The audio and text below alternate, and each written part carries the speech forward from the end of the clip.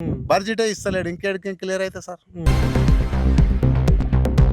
అయితే అంటే చేస్తే అయినట్టు. ఇప్పుడు ఏవి పిరి పెట్టిన పబ్లిక్ మీద వేస్తారు కదా,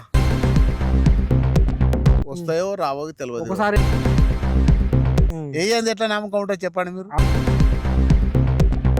ఇప్పుడు గ్రామ పంచాయతీలకు జీతాలు లేవు. ఇప్పుడు వాళ్ళు పెద్ద ఊళ్ళు రైడ్ పై ఆఫీసర్లు వస్తారు, వచ్చి ఏం చేస్తారు, ఇక్కడ చెత్త బాగలేదు, ఇక్కడ మోరి బాగలేదు అంటారు. వాడు బడ్జెట్ ఇస్తేనే కదా మనం మోరి కట్టేది, చెత్త మంచి ఊరు క్లీన్ చేసేది. బడ్జెటే ఇస్తలేడు, ఇంకేడికి క్లియర్ అయితే సార్ కాదు. ఇప్పుడు గవర్నమెంట్ బడ్జెట్ రిలీజ్ చేస్తేనే అవుతుంది, అంతే. మీకు రుణమాఫీ అయిందా? రుణమాఫీ అయింది మాకు. ఎంత ఉండే? 41,000 ఉండే అయింది. 41,000. 2 లక్షల వరకు చేస్తున్నాడు కదా అందరికి.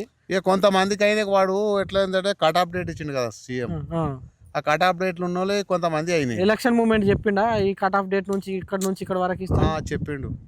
అదేదో నెల నుంచి ఏదో నెల వరకు అందులో లోన్ బాకీ ఉన్న వాళ్ళకే క్లియర్ అన్నాడు. అంతకుముందు ఏం చెప్పలేదు కదా. చెప్పలేదు ఎలక్షన్ల అప్పుడు అయితే ఏం చెప్పలేదు కదా. చెప్పలే. ఇప్పుడు రుణమాఫీ అన్నాక ఏం చేసిండు అంటే ఈ డేట్ నుంచి ఈ డేట్ వరకు ఉన్నాయి మాఫీ అని చెప్పిండు. ఇప్పుడు ఆ డేట్ వరకు కొంతమందికి అయినాయి, కొంతమందికి కాలేవు అంటే కొన్ని తప్పులు ఉన్నాయి అంటారు, ఆధార్ కార్డు తప్పులు అంటారు, మీది కట్టుకోమని. కొంతమంది మీది కట్టి 2 లక్షల పైన ఉంటే అవి కట్టిరు, అవి కూడా కాలేవు.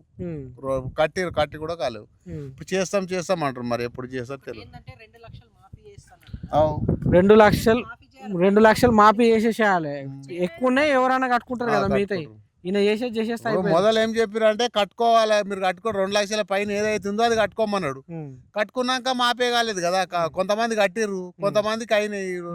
ఇప్పుడు 50,000 వరకు ₹1,00,000 కొంతమందికి అయినాయి. ఇప్పుడు 6 గ్యారెంటీలు అమలు అయితే అంటే చేస్తే అయినట్టు. మీకు ఎట్లా అనిపిస్తుంది? 2,500 మహిళలకు ఇస్తున్నాడు, అది లేదు. గ్యాస్ సిలిండర్ 500కి ఇస్తాడు, లేదు, ఏది లేదు. మళ్ళీ అప్పుడేమో కరెంట్ అన్నాడు. ఫ్రీ కరెంట్ అంటే కరెంట్ వస్తున్నది అనుకో, పోతుంది అప్పుడప్పుడు. కొంతమందికి వస్తుంది, కొంతమందికి వస్తుంది. 0 బిల్లు 200 యూనిట్ వరకు. ఈ బస్సు పిరి పెట్టిండు ఒకటి. ఇప్పుడు ఏవి పిరి పెట్టిన పబ్లిక్ మీద వేస్తారు కదా, కేసీఆర్ అయినా రేవంత్ రెడ్డి అయినా. ఇప్పుడు రైతుల మీద వేస్తాడు. ఇప్పుడు దళారులు మేము వడ్లు అమ్ముతాం, మనకెళ్ళి 2 కిలోల కటింగ్ అవుతాయి, మళ్ళీ బాగలేమంటాడు. అప్పుడేమో ప్రతి క్వింటాల్కి 500 బోనస్ అన్నాడు.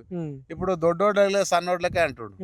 అదే వాళ్ళు జిమ్మదారి వాళ్ళంతా దొడ్డోడ్లు పెట్టుకున్నాం. ఇప్పుడు బోనస్ ఇవ్వకపోతే ఎట్లుంటుంది చెప్పిన. ఇప్పుడు రైతు భరోసా ఎట్లా 15,000 పెంచిస్తాడు ఇప్పటి వరకు. కేసీఆర్ రాలేవు, వస్తాయో రావో తెలియదు. ఒకసారి వేసిండు, కేసీఆర్ వేసినంత వేసిండు కదా. వేసిండు అవి ఫస్ట్ సారి వేసి. ఇప్పుడు ఆనకాలం మీరు రాలేవు కదా సార్. నమ్మకం ఉందంటారా పెరుగుతాయని? 15,000 ఎట్లా చెప్తాం సార్, మనం వేస్తేనే నమ్మకం ఉన్నాడు పని. ఏంది ఎట్లా నమ్మకం ఉంటుంది చెప్పండి మీరు. ఆల్రెడీ ఇప్పుడు సన్నవాట్లు అని చెప్పి ఒక 500 బోనస్ అని, అది కూడా మోసం చేసినట్టు కదా. వడ్లు వండించుకోండి, ఎంత వండించుకోండి, 500 వేస్తాను. అవి లేవు, ఇవి లేవు, ఏవి లేవు అసలు రైతులకు. సార్ ఇప్పుడు నేను ఒకటి ఏమంటున్నా అంటే, ఏ మాఫీ చేయదు, సపోర్ట్ చేయక ఎవడైనా గెలవని, ఏమైనా గెలవని, ఒకే సపోర్ట్ సీదా సాపు ఎలక్షన్ నిలబడి ఏదైనా సన్నకారు చిన్నకు ఏ రైతులు ఉందో రైతులను బట్టి. ఇప్పుడు 100 ఎకరాల భూస్వాముడు వాళ్ళకి రైతు బంధు ఇచ్చిండు, కేసీఆర్ ఇచ్చిండు. ఇప్పుడు కొన్ని కోట్ల అప్పు అయింది. ఇప్పుడు 5 ఎకరాలకు 10 ఎకరాలకు లిమిట్ పెట్టాలి కదా, లిమిటే లేకపోయా. ఇప్పుడు కేసీఆర్ ప్రభుత్వం లిమిట్ లేకపోయా.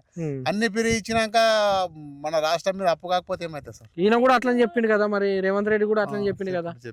మరి బడ్జెట్ ఎవరి మీద ఎవరి నెత్తి మీద మోపడానికి వీళ్ళు చేస్తున్నారు? రైతులకే మోపుతాడు, మన పబ్లిక్ మీద. పబ్లిక్ ఇప్పుడు అన్ని ట్యాక్సులు పెంచుతాడు. ఇప్పుడు ప్రతి ఒక్క దానికి మనం గ్రామ పంచాయతీలో పనిచేస్తే GST బిల్ వేస్తుంది, మనకేం వస్తాడు?